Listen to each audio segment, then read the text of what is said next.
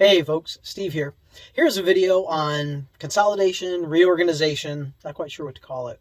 What I'm finding is that on the past 2 or 3 jobs that we've done, the big jobs that my construction company has done, and it's a 3-man operation. I'm a 1/3 owner, the other guy is 2/3 owner, and then we have an employee.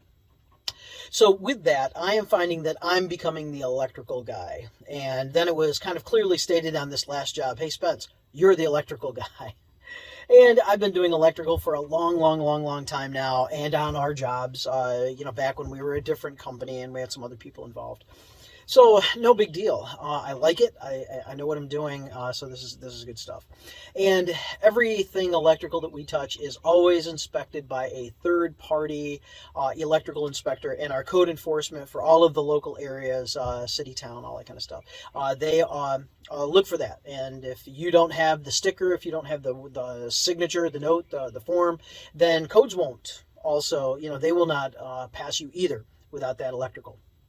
So, no problem. With that, I am finding that my needs are shifting, of course, with my tools, and that I have to have a little bit of kind of specialty tools. So, for instance, check this out.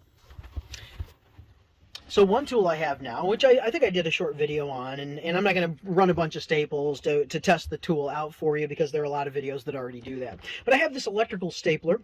So this is an electrical cable stapler, cordless DeWalt, and I got this because it's going to speed up the efficiency if I'm the guy driving all kinds of staples all the time on new and old construction. So this is an example of a specialty tool that I would not have bought for myself because I just would not feel the need unless I was doing so much of it. All right, so with that being said, as I see things shift, I am noticing, for instance, that as I go to hang up ceiling lights, things like that, pendants, we're trying to recycle boxes. And when you recycle boxes, be it metal or plastic, that as you go to do that, a lot of the screws that you would need to fasten the bracket are just simply missing. And they don't come with the kits. They don't come with the light kits because they expect that the box that is installed came with those screws. And sometimes they don't. Sometimes they're just frankly missing. Or sometimes they're too short or they're too long or right? So it's nice to have a selection of those kinds of screws in order to make sure that you can do the job and you can do the job very efficiently and effectively. And so it's nice to have those screws, right? So what I had was in my electrical drawer down below, and I can just flash this one quick for you. Whoops, there you go. So here's my electrical drawer, and my electrical belt just hangs down at the end of the trailer there. I used to have 3 organizers, organizers, right? I used to have in there 3 organizers that I thought were fairly organized, sorted, and all of that, until I started to do so much electrical that I had to go to those all the time. And then it was, I'm missing this size, I'm missing that size, I'm missing this kind of screw, I need this length, I need right?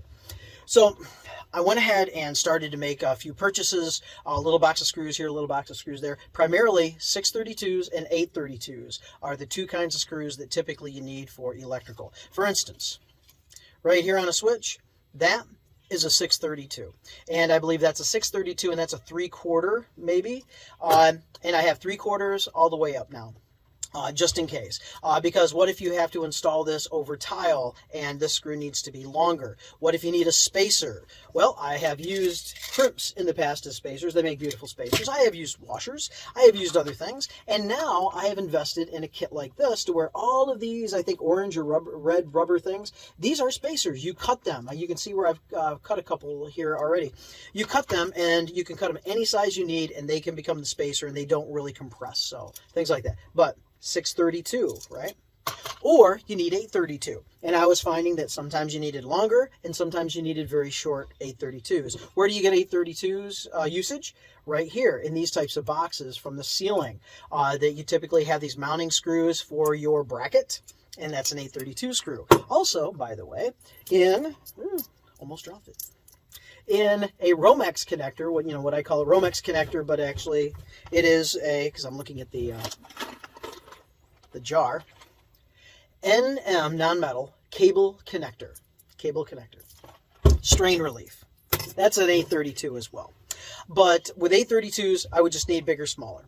So with these organizers, they were just ineffective. They couldn't deliver exactly what I needed every single time. And I pride in my trailer to have a really cool hardware store with lots and lots of fasteners. That's kind of one thing in this trailer where I can kind of ooh ah. Even to this day, I open that drawer and go ooh. I'm still impressed with that. So to go to these bins and not have, that was kind of a problem, right? So this is what I have done. I have purchased these two Black & Decker 22 cavity sorters, and they're matching. They do not lock together, but I don't need them to lock together. And I took my 3 sorters and I condensed them down to these 2. The first one is pretty much all screws, and this is going to be my go-to from now on. Let me kind of slide this out a little bit. There we go. So what do I have?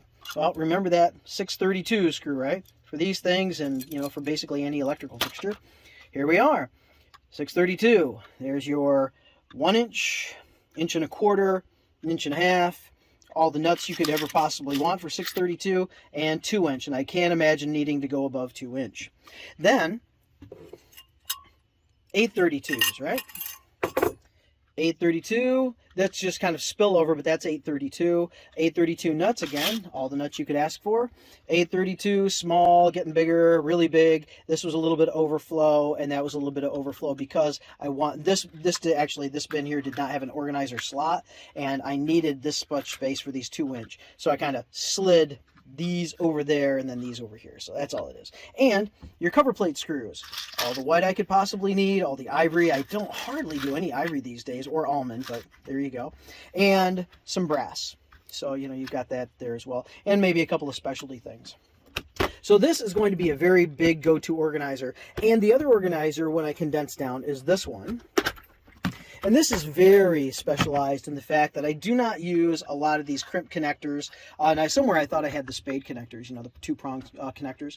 But I also have butt splice connectors of various sizes. I've got my heat shrink. I've got extra tabs for the old work boxes.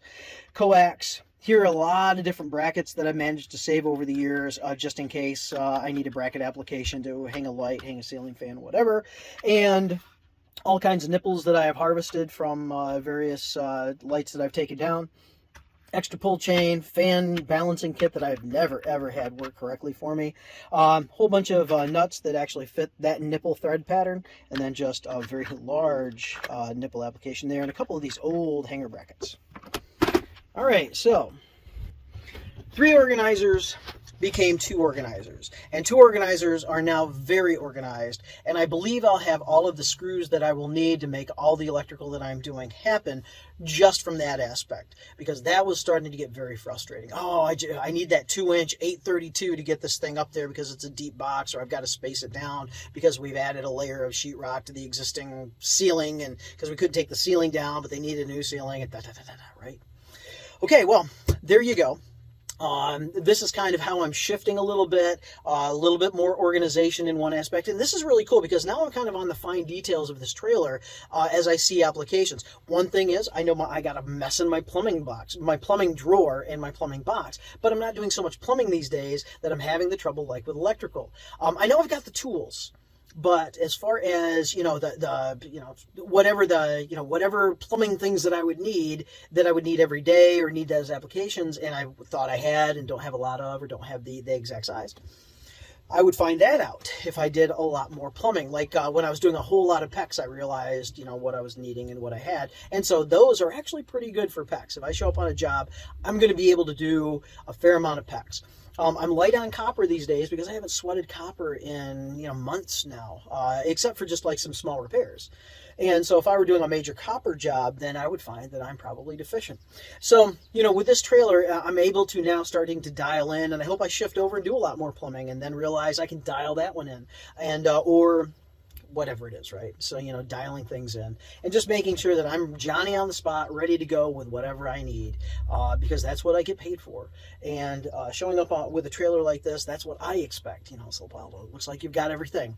I should, within reason. Okay. Hey, thanks for sticking with me on this one. It's exciting to be doing something kind of specialized, and learning so much, just learning why behind a lot of things as well. So I really am appreciating all of that. And, it's just struggling with those arc faults on almost everything. And I hear that arc faults may be required in the next 1 or 2 iterations of as they adjust code for like kitchen appliances. So that'll be interesting with the draw and everything else, if they will be able to figure out how to make an arc fault work correctly and not trip every single time your refrigerator cycles. So, oh man, the frustrations, right? But having a good time with it and really enjoying this occasional learning curve for whatever it is. Thank you very much, and everyone have a great day.